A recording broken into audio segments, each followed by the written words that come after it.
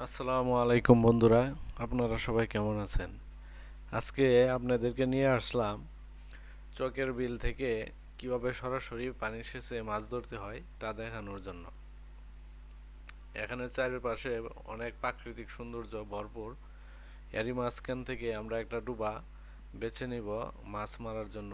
ওইখানে মেশিন বসাইছি, পানি সেচ দিয়ে আমরা সবাই এখান থেকে মাছ ধরব।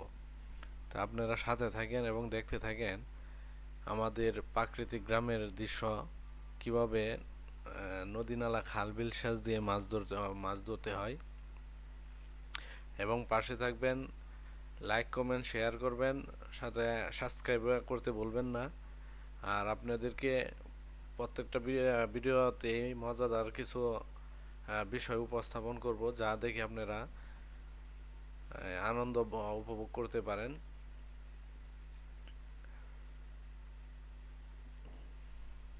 তো দেখেন বন্ধুরা, এই যে আমাদের এখানে পানি সেচা প্রায় শেষ। এখন মাছ ধরতেছে, দেখেন দেশি মাছ, প্রচুর পরিমাণে দেশি মাছ এখানে পাওয়া যাইতেছে। আর এই মাছগুলো আসলে এই প্রাকৃতিকভাবেই এগুলা জন্ম হয়ে গেছে। এটা এখানে কেউ চাষ করে নাই, এটা প্রাকৃতিকভাবে এখানে এই, জন্ম হয়েছে এই মাছগুলার।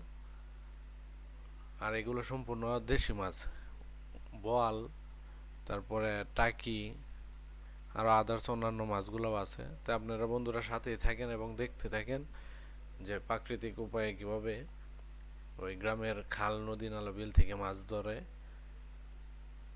আর লাইক কমেন্ট শেয়ার করে পাশে থাকবেন। ধন্যবাদ সবাইকে।